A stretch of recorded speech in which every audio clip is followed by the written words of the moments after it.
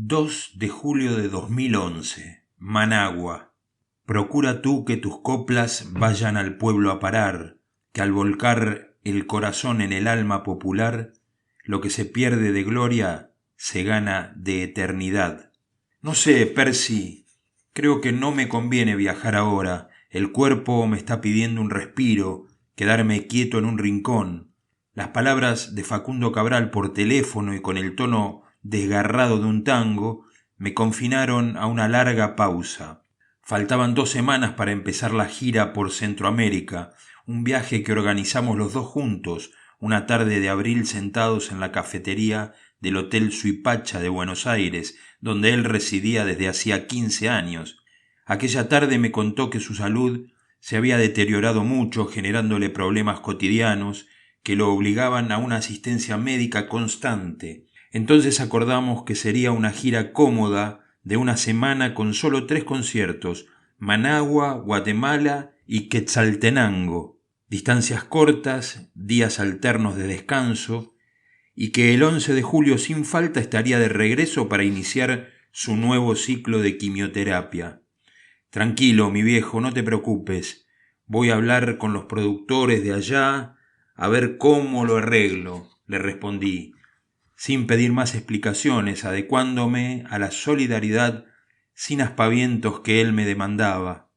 Para mí era una experiencia completamente nueva. Aunque conocía a Facundo Cabral desde hacía casi 40 años, estaba acostumbrado a hablar con el artista, con el amigo, obviando los asuntos técnicos y económicos que resolvía con sus managers personales, Emilio Valencia primero y Pablo Pérez Iglesias después. Para convencerlo esta vez dependía únicamente de mí. Ensayé a solas una posible negociación, desplegar un ánimo superlativo para recordarle los teatros a reventar y el calor del público que lo estaba esperando, despertarle el famoso duende de los artistas, esa voz interna con cadencia de ego que en tantos años de profesión me resultaba de la familia, confiando en que Facundo Cabral, como todos los grandes, no iba a desperdiciar la oportunidad de cantarle un rato y hablarle a sus seguidores más fieles. Sin embargo, y aún hoy no tengo claro los motivos, dejé pasar los días ausentes de noticias, apurando los límites.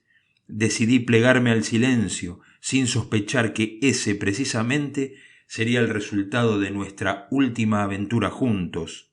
Che, decime, ¿están todas las entradas vendidas?, me preguntó Facundo una semana antes de viajar a Nicaragua. Y bueno, siendo así, ¿qué se le va a hacer? Dale nomás. Total, en una semana estoy acá de vuelta visitando a mi matasanos. Finalmente aterrizamos en Managua el 2 de julio del 2011. En el Aeropuerto Internacional Augusto César Sandino nos estaba esperando el productor local, Henry Fariñas. Facundo lo saludó afectuosamente, se habían conocido 2 años atrás en una gira, y mi amigo Pablo Pérez Iglesias me advirtió de que el tipo es un fan total. Me llamó la atención su juventud. Fariñas rondaría los 40 años, moderno, delgado y ejecutivo, pegado al iPhone, al iPad y a todos los juguetes electrónicos. Se acercaba más a un yuppie acomodado que a los empresarios del espectáculo centroamericano que yo había conocido. Los de las guayaberas prietas, los kilos de más y los cohiba siempre en la boca.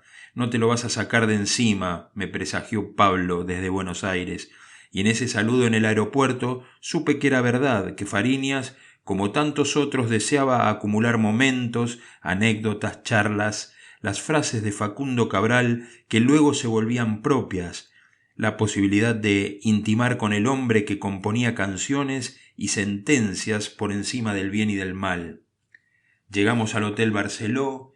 Al bajarnos del coche tuvimos el primer contacto con el clima, siempre cálido, de Managua.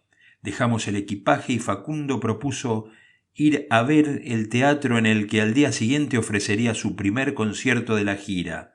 Estaba contento, despejado, conversador, potenciando ese carisma que a conciencia iba cautivando sin remedio. El Teatro Nacional Rubén Darío está a pocos minutos de Malecón, a orillas del lago Solotlán. el antiguo centro histórico de Managua, nos explicaba Henry Fariñas, subrayando orgulloso que el teatro, uno de los más importantes de Centroamérica, logró salir incólume del terremoto de 1972 que arrasó con media ciudad. Menos mal que acá estamos seguros, bromeaba Facundo mientras recitaba entusiasmado a Rubén Darío. Juventud, divino tesoro, te fuiste para no volver. Cuando quiero llorar no lloro y a veces lloro sin querer. Che, Percy, ¿de qué poema son estos versos? Es la famosa canción del otoño en primavera. Qué lindo, ¿no? Y qué cierto. Letanías de nuestro señor Don Quijote es mi favorito, dijo Fariñas empezando a hacer memoria. Qué lástima, lo interrumpió Facundo. Ese tampoco lo conozco, y bueno, en realidad he leído muy poco a Rubén Darío, y eso que Borges me lo advirtió un día. ¿Esa te la conté, Percy? Que Borges me dijo que me iba a arrepentir, que no me podía ir de este mundo sin haber leído todo lo de Rubén Darío. Porque Borges, que tanto había combatido a Rubén Darío, terminó reconociendo que fue el libertador de la poesía, apostillé, como siempre que hablábamos del tema. Borges era un Contreras, se reía Facundo. Si hubiese llegado a vivir unos años más, y eso que no es poco lo que aguantó el viejo, habría terminado por reconocer que le gustaba el fútbol, como aquella que se mandó en el Mundial del 78, justo el día en que debutaba la selección argentina.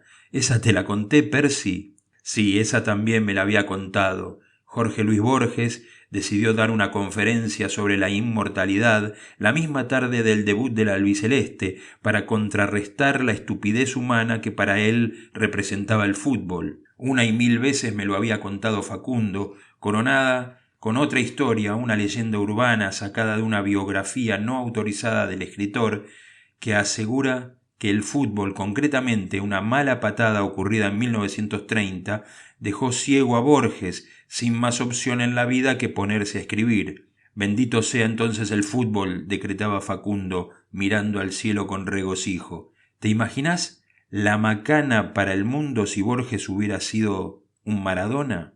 Porque para Facundo Cabral había gente imprescindible, necesaria, cuya ausencia se convertía en una catástrofe irremediable para la humanidad.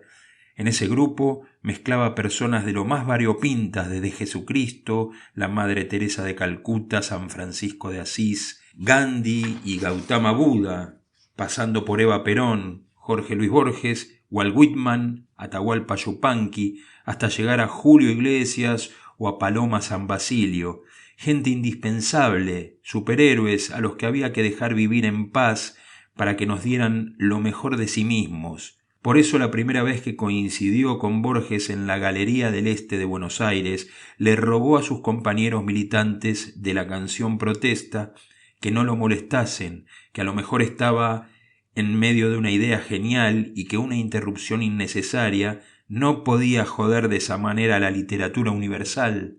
Pero no me hicieron caso los pelotudos, continuó la historia cuando caminábamos hacia el teatro. Se largaron nomás. Buenas tardes, colega. Sí, colega, le dijeron, porque nosotros también somos escritores. ¿Y Borges les dio bola? Y sí, capaz le dimos lástima, aunque ya no veía muy bien en esa época. Enseguida nos preguntó: ¿y sobre qué escriben ustedes? Siguió imitando la voz oscura, densa y cerrada de Borges. Componemos canciones de protesta, le soltó uno de mis cancheros. Y Borges nos dijo: uy, che, eso debe ser muy difícil, tener que estar todo el día tan enojado. Los mató sin sangre, opiné divertido. Borges era un maestro, che, hasta para dejarte tirado en la lona. Llegamos a la entrada principal del Teatro Rubén Darío, flanqueada por una frondosa docena de palmeras. En el lobby nos esperaba un guía de sala, joven y dispuesto, destilando emoción de primerizo por los cuatro costados. Entramos en el auditorio, 1200 localidades y todas vendidas, le dijo Fariñas a Facundo, mientras el guía, centrado en las bondades del sonido, nos señalaba el techo, un hermoso cielo ornamental que en realidad es un velo acústico transparente. Después pasamos por los camerinos, el privado para las estrellas, ubicado en el sótano, y el de los cambios rápidos en un lateral del escenario. No te gastés, pibe, que este no lo voy a pisar. Por no cambiar últimamente yo no cambio ni de tono, bromeó Facundo, para acabar de destruir las mejores intenciones del guía del teatro. Finalizamos la visita y Fariñas nos dejó en la puerta del hotel cuando estaba anocheciendo. Facundo y yo elegimos cenar en el restaurante La Fontana dentro del Hotel Barceló. Había empezado a llover y el bochorno nos obligó a resguardarnos a gusto en el aire acondicionado. Frente a dos bifes poco hechos que fueron pedidos a punto, y habiendo soltado la queja reglamentaria, porque en ningún lugar del mundo saben hacer la carne al punto argentino, volvimos a discutir sobre la amistad con Jorge Luis Borges, pues tras aquella desafortunada embestida de sus compañeros de la canción protesta, yo no habría dado un peso por la entrañable relación que los unió en el futuro. Borges debía tener un ego exagerado, ¿no? Le pregunté llenando su copa de vino tinto y la mía de Coca-Cola. ¿Te acordás de ese chiste que decía que el ego es el pequeño argentinito que todos llevamos dentro?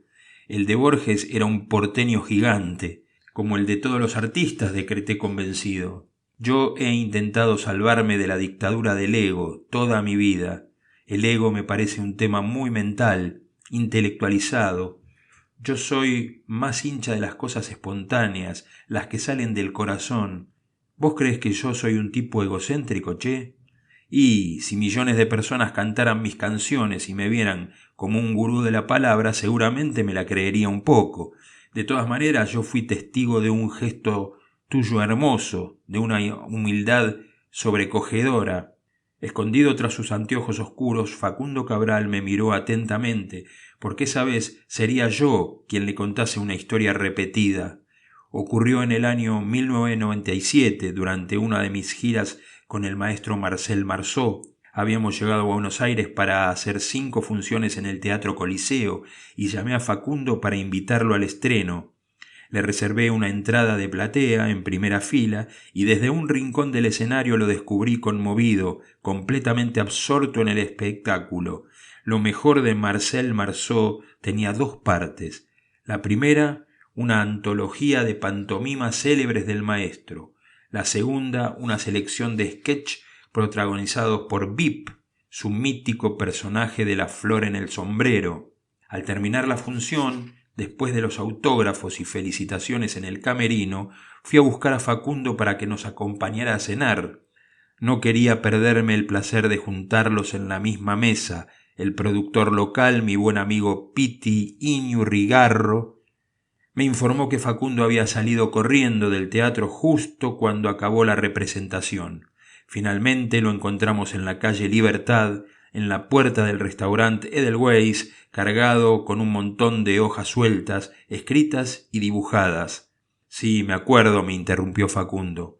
Al final de la última escena, la de las máscaras, cuando el pobre Vip llora desconsolado porque no se puede sacar la máscara de la risa. ¡Qué hermoso! Me entró un delirio de grandeza y salí rajando a mi hotel para buscar los bocetos de un espectáculo que estaba preparando.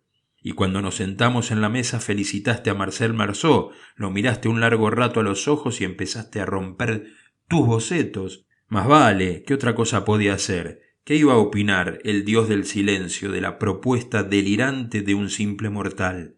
Se cuestionó a sí mismo. Pero los emocionaste a todos.